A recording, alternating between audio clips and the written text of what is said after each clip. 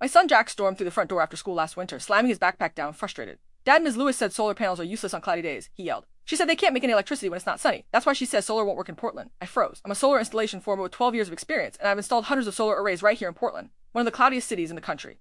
This myth isn't just wrong, it's actively discouraging kids from caring about renewable energy.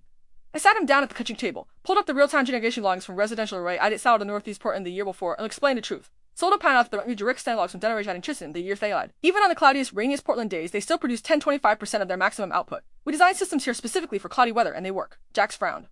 But Ms. Lewis showed us a whole graph in the textbook. She's been teaching for 19 years. Why would she lie?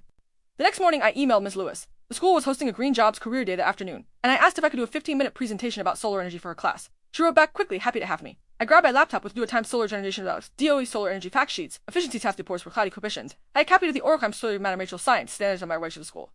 When I walked in, Ms. Lewis introduced me as Jax's dad, who installs solar panels all over Oregon. 32 kids stared up at me, curious. I heard you guys learned that solar panels can't generate electricity on cloudy days, I opened. The whole class nodded, quiet. Ms. Lewis smiled from her desk at the front. I pulled up the real-time generation logs first. This is a house in Portland. Today's completely overcast, pouring rain, and right now, their solar panels are making 18% of their maximum power. That's enough to run their fridge lights and Wi-Fi all day. I walked up to how solar panels work, how to use visible light eating when they're centered than like clouds, and how Portland has more residential solar installations than almost any other city in the Pacific Northwest.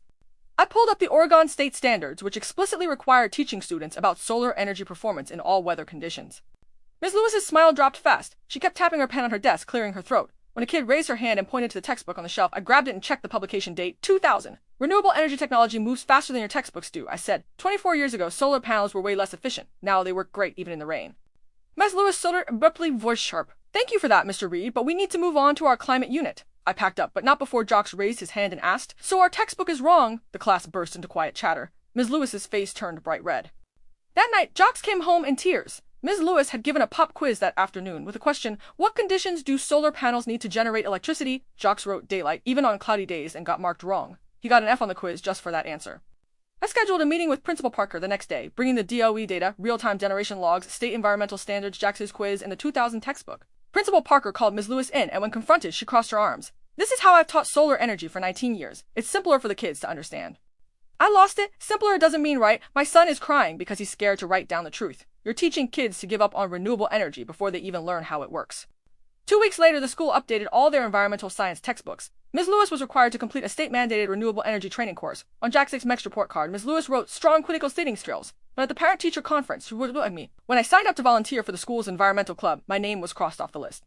Now, every time Jax learns a new renewable energy fact at school, he turns to me and says, Dad, is this actually true, or is this just a Ms. Lewis truth?